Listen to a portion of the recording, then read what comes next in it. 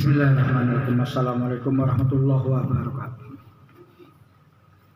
Salam sejahtera bagi kita bersama. Salam kebajikan rahayu. Ketemu lagi bersama MTI Channel. Sahabat semua, pada hari ini, pada kesempatan kali ini,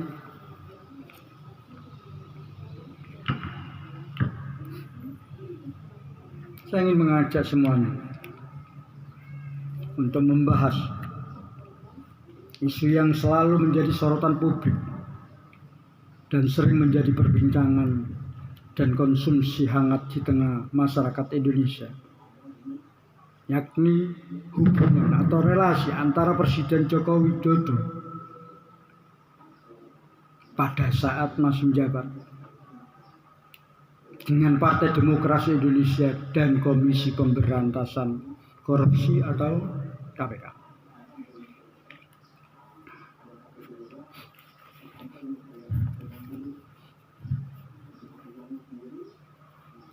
Topik ini tidak hanya penting dan menarik perhatian karena melibatkan para figur penting dan tokoh-tokoh masyarakat, tetapi juga karena mencerminkan dilema besar bangsa ini dalam mewujudkan pemerintahan yang bersih dari korupsi.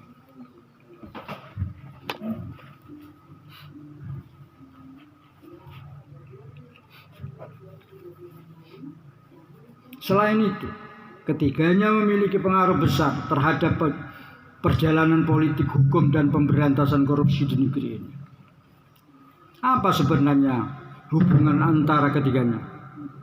Yakni antara mantan Presiden Jokowi, PDI Perjuangan, dan Komisi Pemberantasan Korupsi atau KPK. Apakah mereka saling mendukung atau justru sering berada dalam posisi yang berseberangan atau bahkan saling menikung?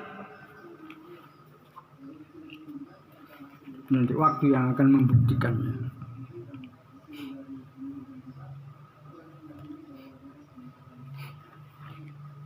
Kita sebagai rakyat,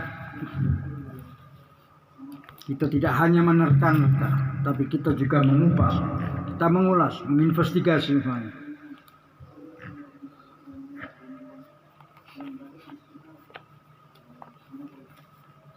Rakyat Indonesia tidak harus menjadi penonton saja. Kita hanya dipertontonkan dengan satu kegiatan-kegiatan seperti sinetron yang lucu-lucuan. Saatnya rakyat Indonesia ini harus cerdas. Baik, mari kita kupas dan kita bedah bersama secara mendalam hubungan yang penuh dinamika ini.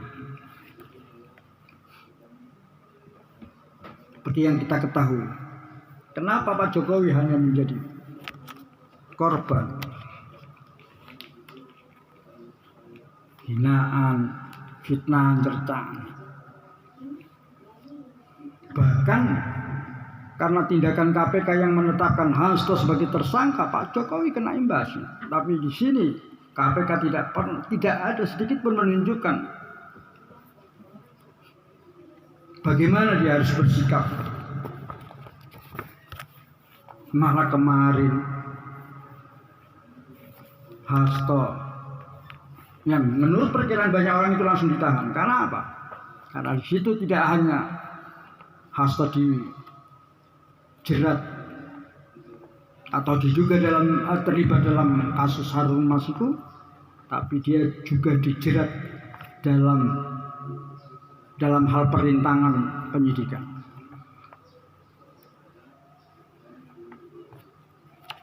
Ini bahkan banyak sekarang beredar di medsos KPK tidak ada taring, tidak ada taringnya. Banyak sekali.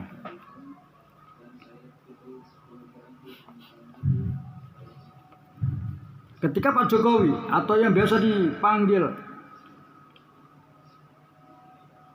Joko Widodo mencalonkan diri sebagai presiden pada 2014, salah satu janji utamanya adalah memperkuat pemberantasan korupsi.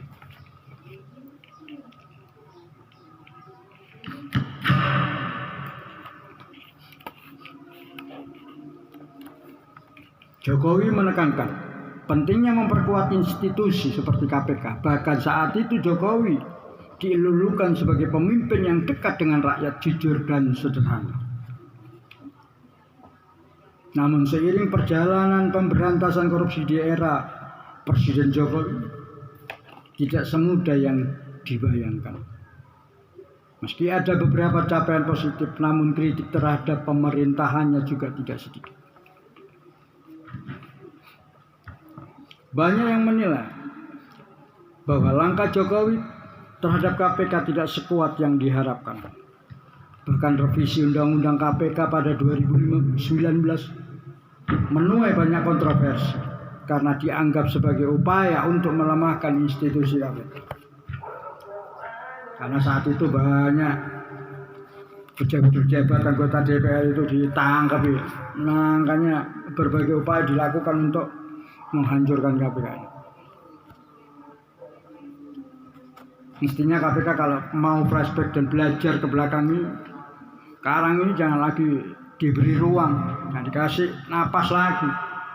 Mumpung Presiden Prabowo sangat mendukung, memberikan dukungan penuh.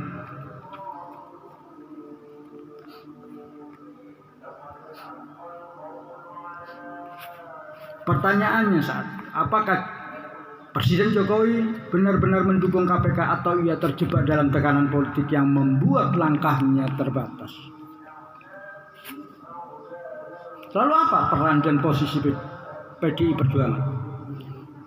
Sebagai partai tempat Jokowi bernaung, PDIP memiliki peran besar dalam dinamika politik nasional. PDIP adalah salah satu partai politik terbesar di Indonesia dan sering dianggap sebagai pilar utama pemerintahan Joko Widodo. Namun hubungan PDIP dengan KPK tidak selalu harmonis. Dalam beberapa kasus, sejumlah kader PDIP terjerat kasus korupsi yang diungkap oleh KPK.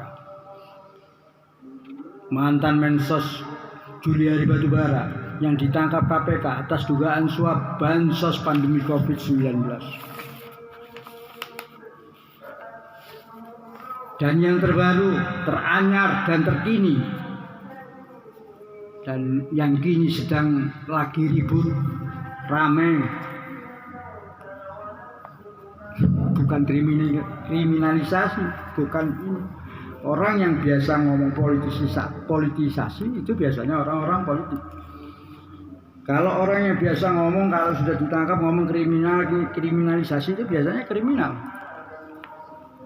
pelaku kriminal. Dan yang terbaru dan yang kini lagi ramai, kasus suap Harun Masiku dan yang hingga kini masih dinyatakan buron.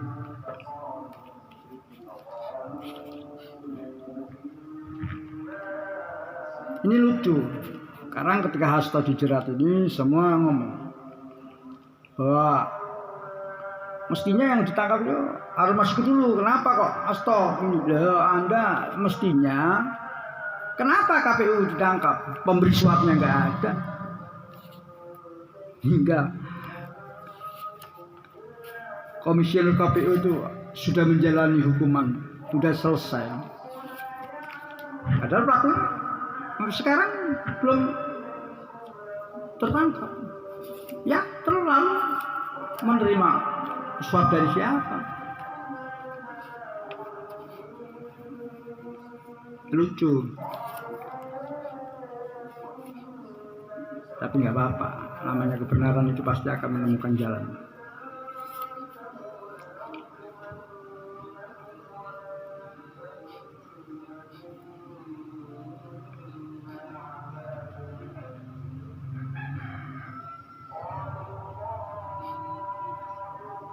Sekjen PDIP Hasto Kristianto diduga terlibat dalam kasus Masiko. Bahkan Hasto juga dijerat dengan pasal perintangan penyidikan atau obstruction.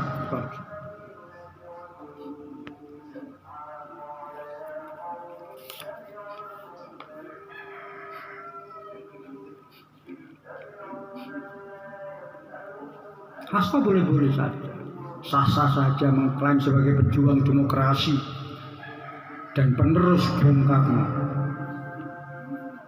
Tapi bagi publik, rakyat Indonesia yang masih waras, Hasto tidak lebih dari seorang pecundang dan pewaris Bung Karno. Kalau dia berjuang, usah terlalu banyak bermain sandiwara. Publik sering bertanya-tanya, apakah PDIP sepenuh hati mendukung pemberantasan korupsi atau ada kepentingan tertentu yang menghambat langkah KPK? Kritik terhadap PDIP semakin kuat saat revisi Undang-Undang KPK tersebut disahkan. Banyak yang menilai bahwa PDIP adalah salah satu partai yang mendukung revisi tersebut yang dianggap melemahkan KPK. Apakah ini mencerminkan adanya konflik kepentingan antara pemberantasan korupsi dan perlindungan terhadap kader partai? Revisi Undang-Undang KPK pada 2019 menjadi salah satu titik balik dalam sejarah KPK. Banyak pihak termasuk aktivis dan akademisi menganggap revisi Undang-Undang KPK tersebut justru dianggap sebagai upaya pelemahan kewenangan KPK.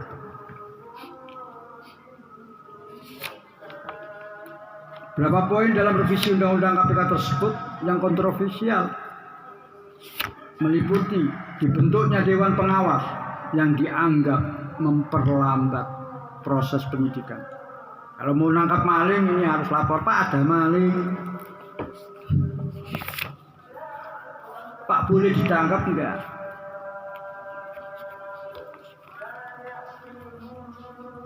Pak itu garong, boleh diciduk enggak Pak? Jangan, maling ayam aja gebukin mati. Yang kedua, hilangnya kewenangan KPK, yakni terkait penyadap tanpa izin.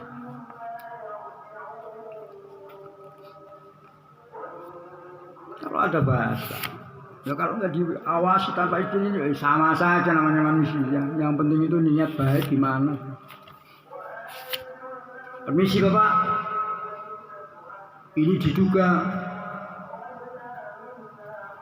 katanya Mas Rui di Banyuwangi itu banyak maling-maling berkeliaran. Saya sadar dulu ya Pak. Oh jangan, kasihan. Maling. Pegawai KPK yang diubah statusnya menjadi aparatur sipil negara. Dan langkah ini memicu gelombang protes besar-besaran di berbagai daerah. Namun pemerintah tetap melanjutkan revisi ini.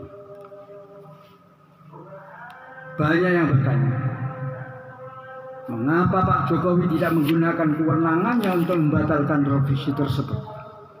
Apakah ini bentuk kompromi politik atau ada alasan lain di balik keputusan ini? Hubungan antara Presiden Jokowi, mantan Presiden Jokowi, PDIP dan KPK bisa diibaratkan seperti segitiga yang penuh dengan konflik dan kepentingan. Di satu sisi, Jokowi adalah presiden yang dipilih rakyat dengan harapan membawa sebuah perubahan. Namun di sisi lain, dia juga merupakan bagian dari PDI Perjuangan, partai yang memiliki kepentingan politik. KPK sebagai lembaga independen berada di posisi yang sulit. Sebagai penegak hukum, KPK tidak boleh pandang bulu dalam menindak kasus korupsi. Namun ketika KPK menyentuh tokoh-tokoh yang dekat dengan kekuasaan, tekanan politik seringkali muncul dan menggoyang KPK. Rakyat sempat bertanya-tanya,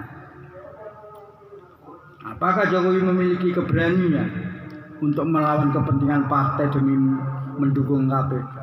Saat itu ya, atau memilih jalan tengah yang membuat semua pihak merasa puas meski harus mengorbankan prinsip pemberantasan korupsi.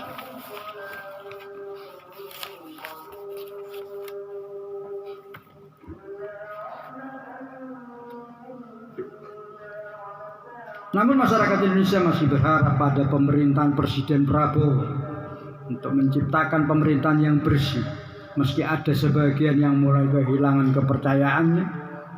Karena apa? Karena berbagai kontroversi yang terjadi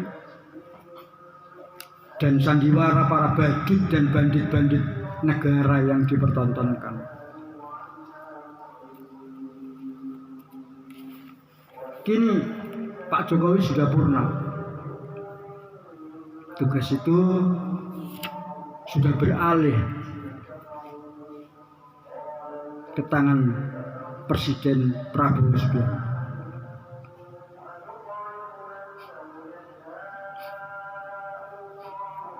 Dan ini merupakan tugas dan kewajiban Presiden Prabowo dan Wapres Gibran, dibantu menteri, wakil menteri, dan tokoh-tokoh pilihan Presiden Prabowo untuk membuktikan komitmennya terhadap pemberantasan korupsi.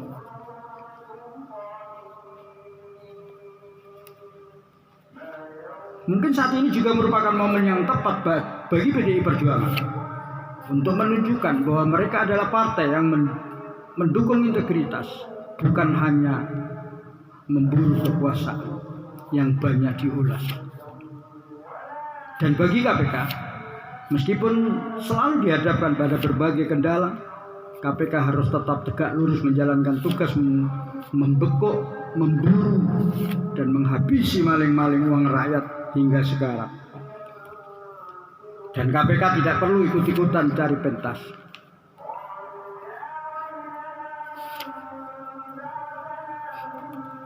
Mungkin demikian bahasan kita siang ini dengan segelas kopi. Namun yang harus diingat bahwa pemberantasan korupsi bukan hanya tanggung jawab pemerintah saja, tetapi juga merupakan kewajiban seluruh elemen masyarakat dalam peran serta masyarakat agar perilaku korup yang masih merajalela di sekitar kita minimal bisa dikurangi. Sebagai rakyat, kita harus terus mengawasi, mengkritisi, dan mendukung upaya penegakan hukum yang adil dan transparan. Mari bersama-sama menjaga masa depan Indonesia agar bebas dari korupsi. Sahabat-sahabat semua, terima kasih atensi, apresiasi, dan perhatian Anda semua. Silakan berikan tanggapan, kritikan, dan masukan untuk kebaikan dan perbaikan apa yang kami sampaikan dalam tayangan yang akan. Kami mengaku masih banyak kekurangan. Oleh karena itu, jangan segan-segan untuk mengingatkan di kolom komentar. Kami juga sangat berterima kasih bagi teman-teman dan sahabat MTI di seluruh Indonesia Raya yang dengan ikhlas memberikan like dan subscribe. Semoga persahabatan dan persaudaraan kita sebagai anak bangsa akan tetap terjalin dengan tulus sepanjang masa. Amin. Barakallahu a'lam. Wassalamualaikum warahmatullahi wabarakatuh.